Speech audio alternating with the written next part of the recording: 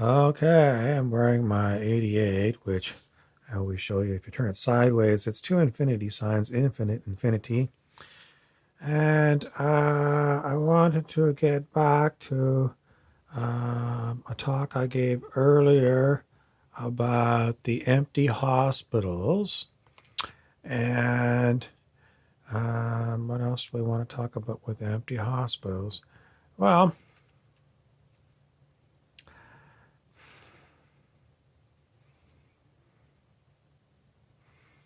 do you know what a market maven is? A market maven. A market maven is somebody who is the first off the mark when a new product comes out, and they're the ones that talk it up among their circle. Now, if you're a market maven, are you targeted by new product developers? In other words, we got a new product and we've got our Rolodex full of market mavens, and we're going to touch each one of those market mavens so they know we got this new thing. So they're going to start chirping it up.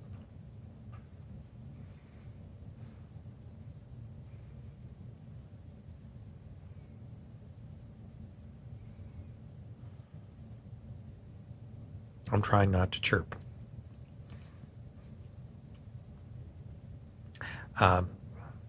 Well, I'm very selective about the things that I talk about. Primarily, I talk about helping people awaken from being hypnotized by mass media and pretty much their communities.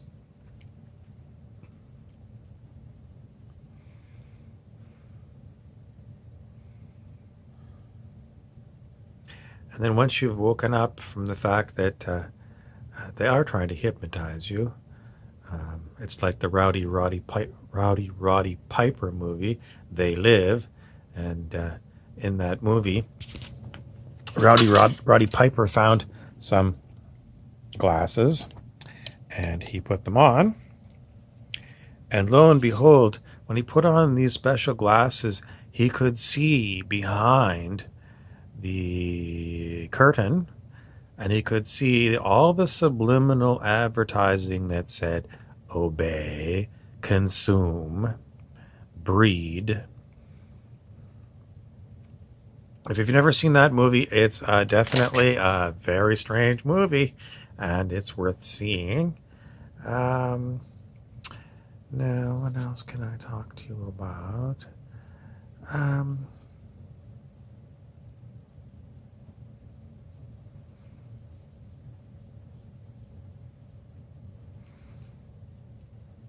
What else could I be doing besides these videos? Well, I'll tell you what I do in an average day. In an average day, I spend a lot of time resting, and when I'm not doing resting, then I'm not doing very much. I'm very highly fatigued, and I have been for years, so I don't have a lot of energy to do things. I just don't. So it's not like there's a lot of other things that I would be doing besides my market mavening to all of you. I listen to music, and I try to read. I don't have too much ability to read anymore. I mean, I can read, but I just don't have the focused attention to read very much. A lot of times I want to read, and then I just feel a wave of tiredness, and I have to rest. So it's not like I'm really wasting time. If I didn't feel so fatigued, then perhaps there's other things I could do. I bought myself a used pair of cross-country skis last, early winter, 2019 in December. with the idea that I was going to cross country ski. I never used them. I got some snowshoes that I was going to use. I never used them. A few years ago, I bought a new snowboard. Um, haven't used it in years. I've got a nice pair of hockey skates. I haven't used them in many years. Physically, as much as I'd like to go and be physical, I just don't have the energy. So, no, there's really nothing else that I am missing out on other than, you know, those things. Hmm. People wanting to know about um,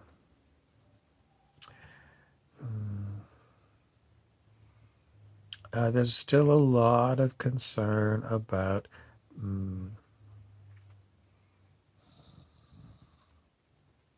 my old friend Rumpelstiltskin always said, don't be too concerned. In other words, people want you to be concerned about so many things. And I do cover a lot of things that I'm going to tell you right now, don't be at all concerned about them. I present them to you like sometimes I'm hysterical, or sometimes it's like, you need to know about this. But, if you never saw one of my videos, you're not missing anything. If YouTube never existed and all we had was mainstream media, then God, we'd be bored to death.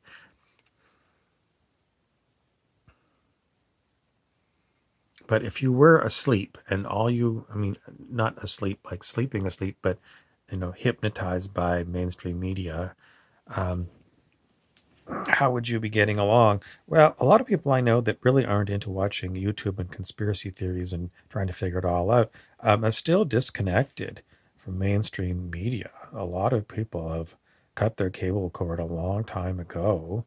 They still seem to get the news through gossip and I don't know. I guess they still go online here and there, but I think all the programming in order to hypnotize you into the matrix. Um,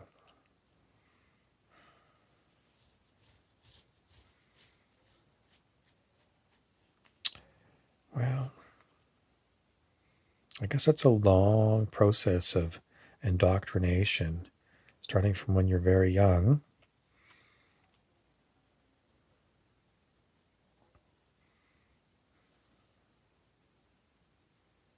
The biggest thing that people have stopping them from waking up is they still look to outside experts to tell them what's real. That's the number one thing for people that we say, they're not awake. It's because I guess it's a lack of self-esteem.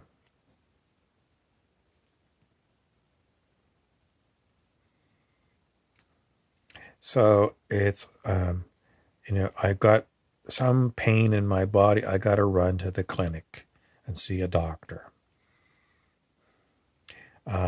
My teeth were never designed to last a lifetime, so I have got to go and see a dentist every 6 months.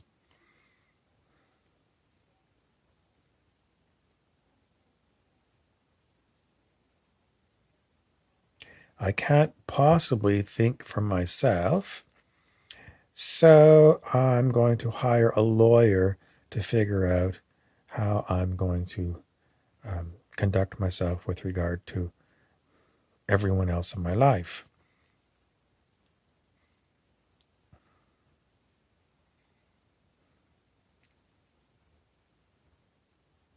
And so on and so on. So that's basically it. It's basically feeling insecure in your own abilities to everything, always looking over your shoulder. Where's mommy? Where's daddy? Where's grandma? Where's auntie? Always looking for a authority figure to confirm what you got yourself. And never being too happy with your marks in school, you know that quite often the teacher didn't give you an A. So, you got some things wrong. So you're always looking for a teacher to mark you. So we're always looking for outside validation. And this started when we were so young. And, you turn, depending on your jurisdiction, maybe you turn 18 or 19 or 21 before you become an adult. But that doesn't change. You're still always looking over your shoulder. Where's the policeman? Is he going to catch me? Because I'm walking down the street at 2 in the morning and I've got a can of beer in my hand. They're always looking for someone is going to be getting me in trouble. I mean, seriously, you're having a beer at 2 in the morning walking down the street. Are you really hurting anybody? No. Or it's at 2 in the morning and you come to an intersection and there's no cars on the road.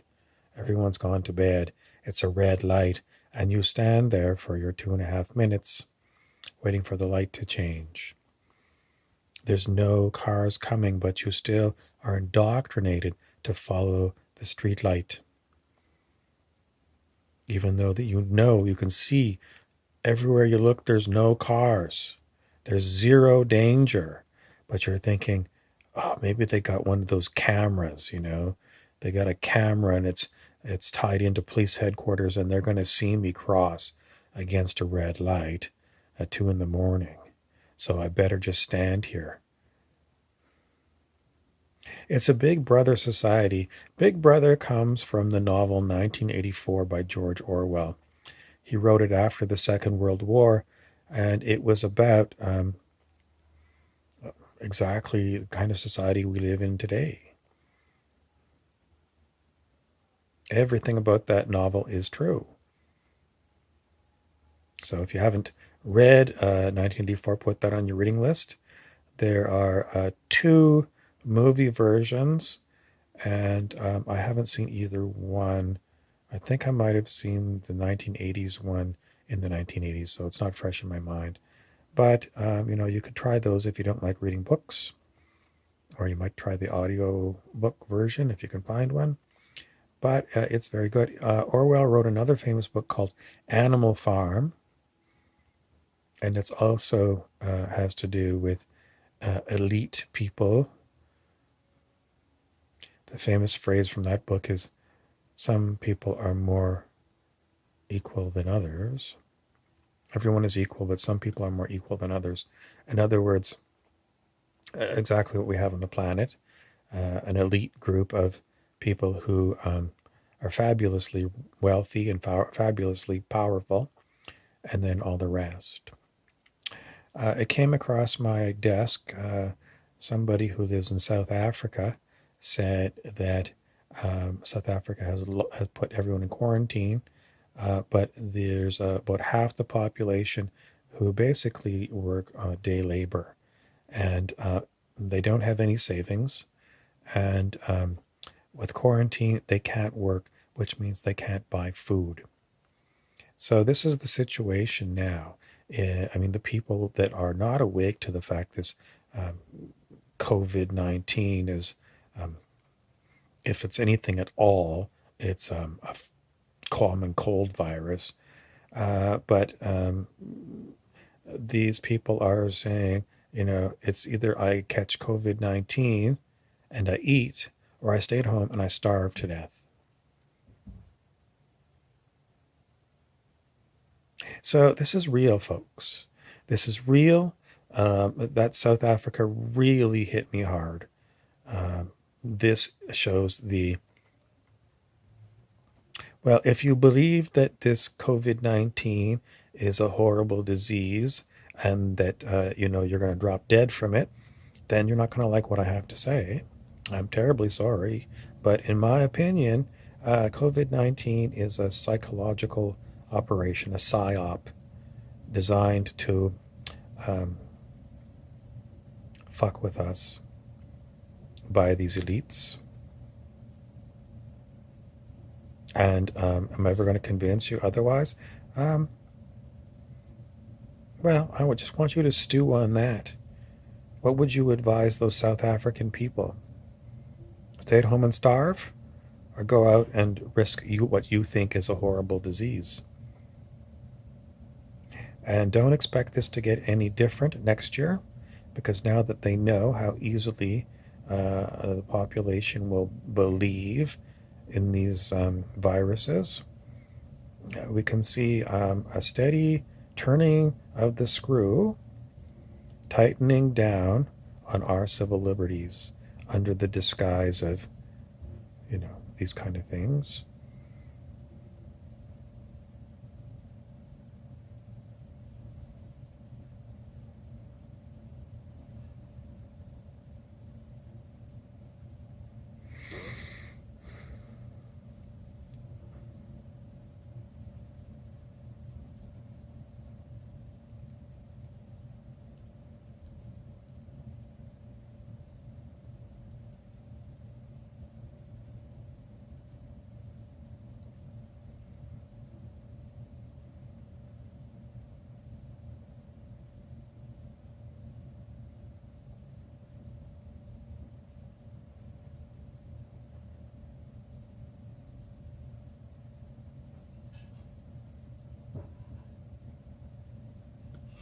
Okay, that's all I have to say. Thank you. Please subscribe and share this out. And if you really do feel like I'm in the wrong, then please comment and I'll make you another video.